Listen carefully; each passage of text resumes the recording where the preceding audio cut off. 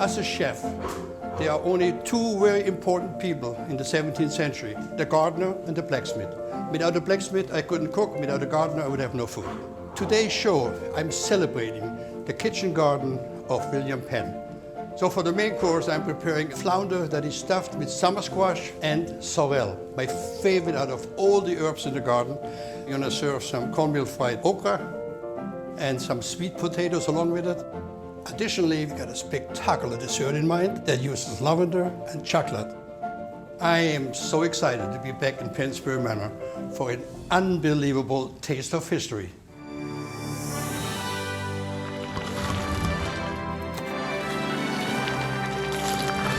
Wow, spectacular.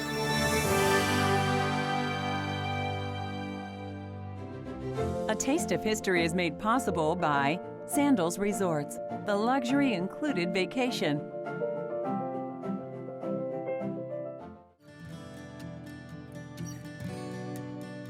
As the gardener of Pennsbury, what I like is that I get to further the specific traditions of a colonial Pennsylvania garden.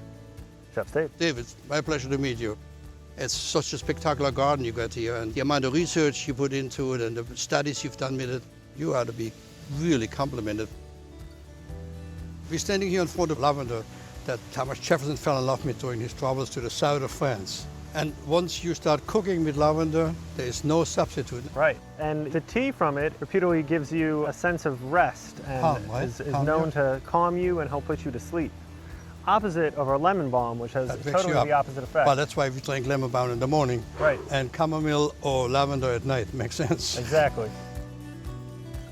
I have an aggressive menu today, so I gotta get started because I need to make a fish stock. We call it fumé. That is later used for the sauce for the flounder. Also, I got some beautiful black beans. I soaked them overnight. I gotta get them in the fire as well. First, I'm gonna make a quick onion piqué. Cut it open, put in the bay leaf, and then we put in the clove. So basically, the cloves nails the bay leaf shut. And the clove is nothing more than French for nail. So we're nailing the bay leaf on the onion. I'm going to put a little bit of leek. When you do a fumé, or what you call it a white stock, you want to put nothing in there that would discolor the stock. So just the white of the leek goes in there now. I got some celery root. I recommend that you roughly peel the outside so it doesn't discolor your stock, but adds the flavor into it. Throw this into your stock behind it. I'm going to add some salt. And now comes whatever fish bones you can get from your fishmonger. Let's just snap our heads. There's absolutely no right, no wrong. The only difference is today, I'm going to infuse that with a little lavender. This is going to be used for the stock, for the flounder, for the main course. Because the flounder itself doesn't have a lot of flavor on its own. So this stock will enhance the flavor. We just need to bring it to a boil, get the flavors from the bones out of it. Right now what I'm doing is I'm getting the black beans that are soaked overnight on the fire. I already made some ahead of time so I can move forward with the recipe. So now what I'm going to do is I'm going to chop the onion really quick. I'm going to chop it coarse, really coarse, like literally like.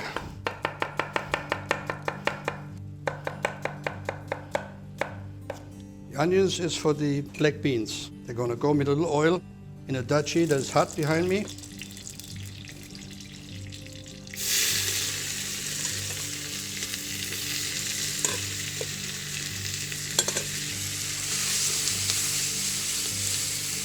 I just want to wilt a little bit.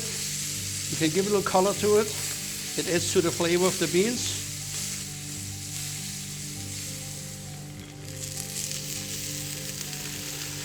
I just top of some water.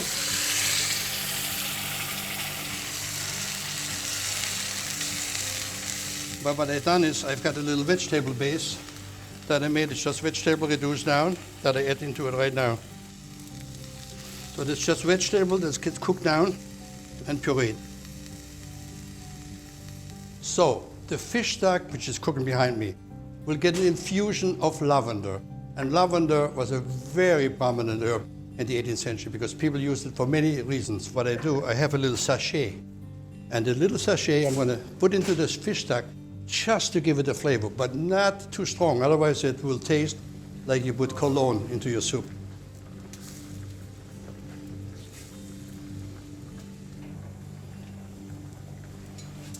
gonna have to stir the beans quick. When you're cooking beans at high heat like that, you wanna be careful. I'm gonna take the lavender off for a while, making sure that it doesn't get too strong. Beautiful stock. I'm gonna take the beans off the fire and just let it sit next to the fire. And then keep on cooking some more. Here we go. Right now I'm concentrating on a relish that's later decorating my dish. And so what I got is, I have already the beans. I got onions, smaller dice. Another important ingredient is obviously the philosophy of the three sisters. It's corn, it's beans, and it's squash. So I'm really happy today to have white corn. I just need to cut it off the husk because it's so sweet and so beautiful, and the color is so nice. I mean, sometimes things just work out for you. But now comes what makes it unique. Jalapeno peppers. I removed the seed, so I think about 2 of those gorgeous jalapenos. You can also buy jalapenos that are already pickled. You can cut them really fine, or you can do what I do and cut them like very fine julienne. And then I add a few little Thai peppers into it. Just gonna chop them down. And like I said, you can always add, but you cannot take away. So I recommend you start slowly, see what heat level you can like. Oh yeah, let's have some heat. And then the bell peppers, which are obviously, as we know, have no heat at all. Same idea here, just cut it. Notice those peppers are blush. They're not native to the area. They came over by the enslaved people that worked on the estate. Good amount of pepper, salt, red wine vinegar. Any vinegar will work. Red wine just adds a little different dimension to it. Let's see here, a little bit of taste. Oh, beautiful. So we let it sit up. Later put a little oil in it, and then we use this to garnish our main course.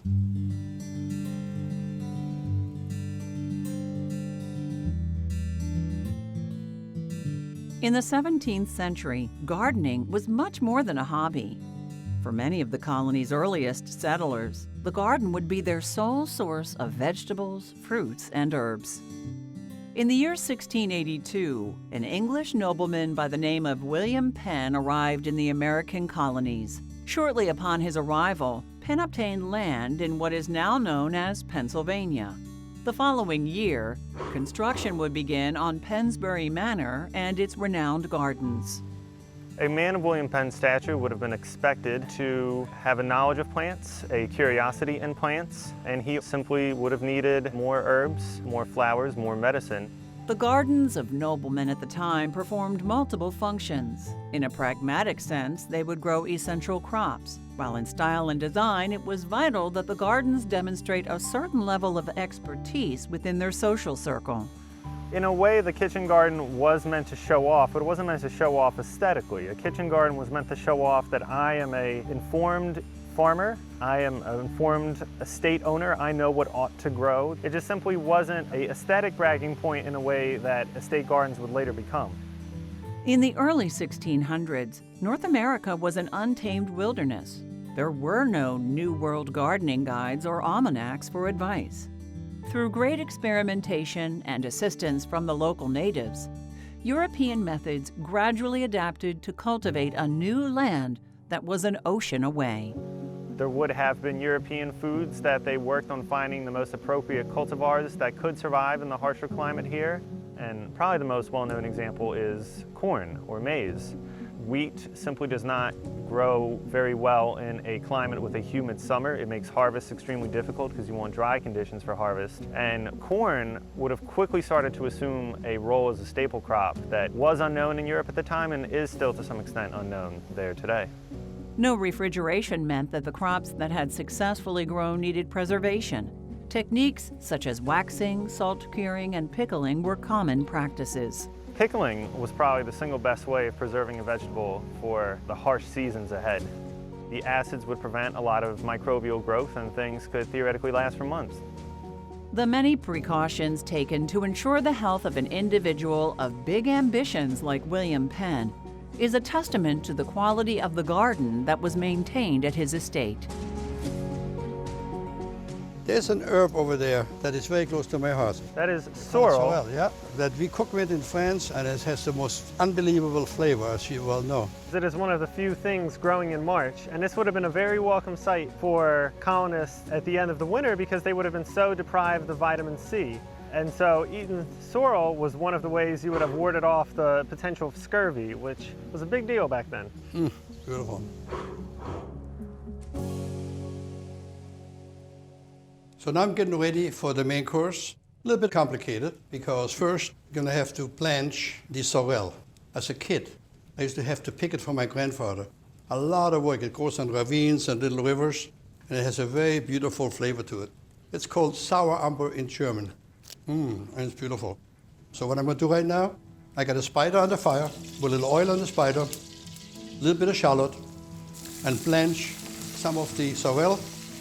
So the sorrel will wilt down like spinach, gets more in there.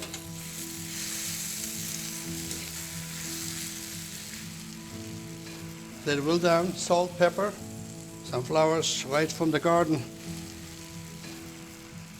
We have pepper for this particular one. I'm using white pepper. So you're just going to reduce it down, almost like a stir fry, until it gets dry. Almost ready.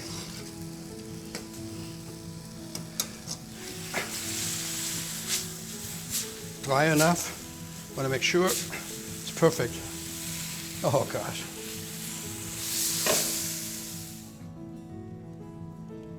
Let's just get this a little cool off. I'm getting ready to assemble the flounder, but I first got to check the stock behind me to make sure that I have enough lavender, otherwise you could not tell. Because it's a tricky part. You got to be careful. You want the flavor, but you don't want too much. So I'm going to check right now. Let's see. Wow, it's powerful. But I cannot detect enough of the lavender, so I'm going to add the sachet back in there. It's my 17th century tea. Lavender and snapper heads reduced down. It's beautiful. And let it sit a little longer. For the final ingredients for my three sisters, I have squash. And all I want to do with those, I'm going to cut them the same width. I'll do the same thing with the zucchini. And now comes the most important part. It is the flounder. It's got to be scored. So what you do is you turn it around until you see where the silver skin is. Very important. And you just do a little so. You score it so it doesn't get too tight. You cut through the muscle, if you will. And then you take 2 pieces of summer squash, piece of zucchini, a little bit on the smaller side than I normally like, but more delicious like that. The sorrel, still hot, so if you make it at home, you want to let it chill out longer, but for purpose of demonstration, we can do it. So you're going to take like that, and then you're going to roll it like so. And this is actually the only protein other than the vegetable protein in this entire menu. All right, so those 3 things are ready. They're going to go in my pan behind me. Not too hot in the beginning. I have some shallots, but I got to first chop a few mushrooms. The lavender comes good. I smell it all the way over here. I'm going back over there with the shallots. No color on those at all. Mushrooms next. No color on those, just a little nice saute. And then we're going to take it off.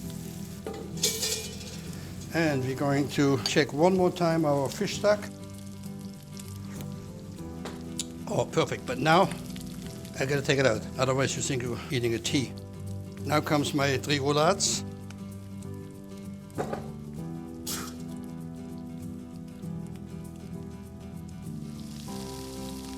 That's going to go back, and the fish stock goes on it. Going back to the fire.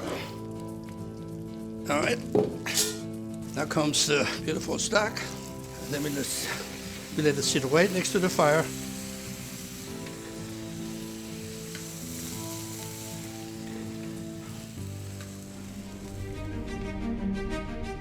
There were a wide range of suggested companion plantings, where one plant's essential oils planted close to another one would help ward off parasites from the latter plant, and I've tried to some extent to recreate that. Here we have our 3 sisters companion planting method. You have corn, your staple grain, you have beans growing up the corn, and then finally squash are shading out the periphery. If you're growing in a Three Sisters configuration, not only are you protecting your plants from encroaching weeds, but the beans are also fixing atmospheric nitrogen and restoring it to the soil. Correct, right. So it didn't become widely adopted among the English colonists, I think because they favored monocultures.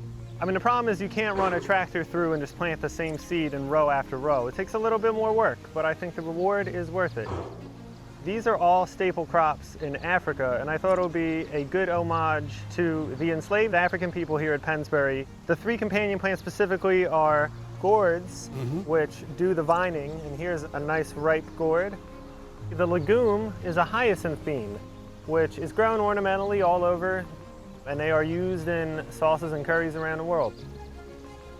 And then finally, okra, which provides support much as the corn does in the Three Sisters. In the 18th century, they called them lady fingers. They look like a finger of a lady, you think? That makes sense. It's for a huge hand. Yeah, well, they come in different sizes. Yeah, So does ladies, for that matter. definitely. Gardeners and cooks go hand in hand, so I'm excited to try what you have to make. You'll be the first to be invited for dinner. Appreciate it. Today, with my flounder that you see me preparing, I'm serving some deep-fried okra on the side that I bread in flour, egg, and cornmeal. One of my secrets is I take white pepper, a little bit of paprika, or you can also use cayenne, whatever you like, and a little bit of salt, and I make this under my flour. We called it a seasoned flour, and the reason for that is that this way, if you season your flour, every single one of the okras will be seasoned up nicely. Okra definitely originated from Africa. It came over with the enslaved people, and it was grown in many gardens without even the owners of the estate are aware of it until much later. Taking it in the flour, you got to be really flour heavy, otherwise it wouldn't keep it. Flour, egg wash, and then obviously in the cornmeal. The finer the cornmeal, the better off you are. You're like, oh, that's it, very simple. And then you have a little vegetable oil. Today I don't use any animal fats. A vegetable oil on the stove behind me. I have some already pre-done. And I have a fire ready. So now it's just gonna, in the oil, not too hot. If you have a home fire, maybe 350, or not much hotter than that. Because if the oil is too hot, you burn the outside and the inside is completely raw.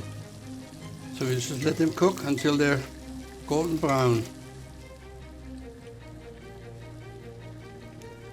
Like I said, not too much heat, otherwise the cornmeal will burn and your okra is not cooked enough.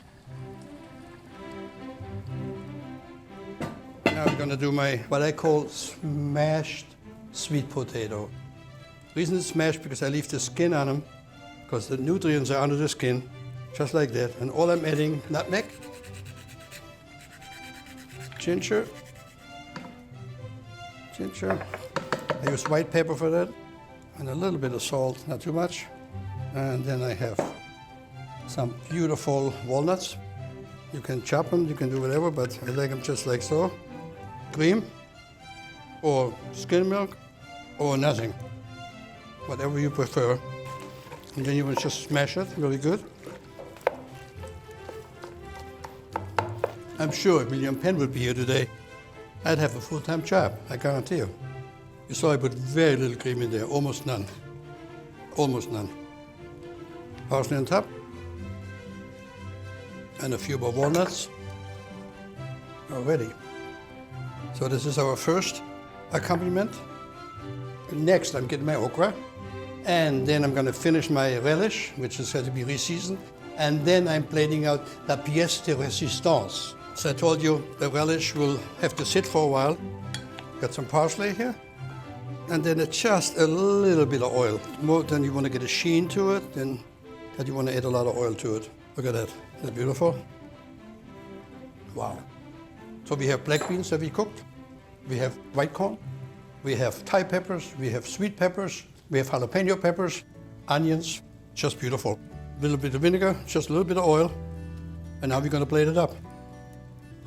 Okay, here we go.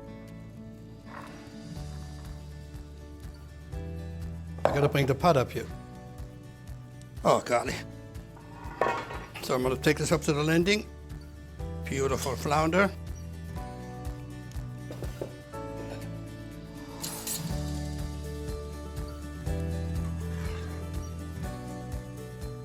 Okay, so I have nasturtiums, which are beautiful and peppery to garnish the plate. Nasturtiums right from the garden. We grow flowers in the garden as well, and flowers that you can eat, and flowers that scent really good. And then all I'm gonna do is get a little bit of parsley on top, and then we garnish this whole thing. Beautiful microgreens. That's the fun part of being a chef. You get to play with your food. And this is my tribute to William Penn's kitchen garden. We made flounder stuffed with my gorgeous sorrel squash, a radish with corn and black beans. We did a smashed sweet potato and fried okra and cornmeal. But we're not done yet. We got a spectacular dessert in mind that uses lavender and chocolate. I'm here at Harrington House with my pastry chef from the Cedar Tavern to show you this spectacular dessert I have in mind. So what are we making? We are making a lavender-infused chocolate mousse inside of a Tuile cup. It's going to be beautiful. Mousse is just lots of things whipped up and folded together. So I've gotten started. The chocolate is melted so that it's not boiling hot when we fold it in. The cream is mostly whipped. Of course, this is where the lavender comes in. Yesterday, I very lightly steeped our heavy cream with lots of lavender to give it that lovely, lovely scent. And that way I could have it cool so it could whip appropriately. And then on the end there, some more egg whites, mostly whipped up. So the last thing to whip are the yolks. So we're gonna start with 4 egg yolks here, and then we have some sugar we're gonna add in here, and I'm gonna take this right over to our simmering pot of water. I am gently heating the yolks with the sugar while mixing to get a nice, smooth, ribboned yolk. So we're incorporating as much air as we can while getting the sugar to slowly melt so that nothing curdles. Nice and thick, holds a beautiful ribbon. That is exactly what we're talking about. So I'm gonna take our nicely melted chocolate here. It's not too warm anymore, it's just room temperature. And I am going to pour it into our whipped egg yolks. So very gently, gently, just folding these two together. Beautiful. Okay, so just gonna add a little bit of sugar, finish up those egg whites, get them nice and firm. Okay, perfect. Look at that peak, huh? Excellent. Look That at is that peak. exactly what we're looking for. Oh, Yes. all right. So they're next. In they go. I'm going to do this one in batches. Again, just taking a little bit off the top. And that way I can be a little bit more vigorous in the beginning. Make sure we loosen everybody up evenly. Another scoop. I'm going to do this in thirds to really make sure we hold on to all of that air. And one last addition of the whites. And then all that's left is the whipped cream. All that's left is the calories. Yes, we did not leave those out this time, that's for sure. And now I'm gonna add this on top of the whipped cream since this bowl is still just a little warm from the egg You're gonna yolk. fold it all together. That's right. Well, let's present this. Let's make this look make it good, happen. huh? Okay. Get our beautiful Tuile cup so you can see. Nice, yep. perfect. And I'm just gonna double spoon these. Beautiful little shells here. You put like 3 on it? Yeah. Well, this one's free form, but that's okay. Perfect. The flour goes on top. Brightest of purples, right on the side. Excellent. What a beautiful finale to the garden show. Let's take a little bite of it. Oh. Sinful. Sinful. I was hoping that's what you'd say. What do you Perfect. think? There's only one word. Spectacular. I promised you a spectacular dessert. And if that's not spectacular, then I do not know.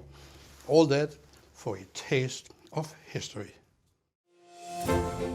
A Taste of History is made possible by Sandals Resorts, the luxury included vacation. For the past 10 years, I've gotten so many requests for recipes for my show, A Taste of History.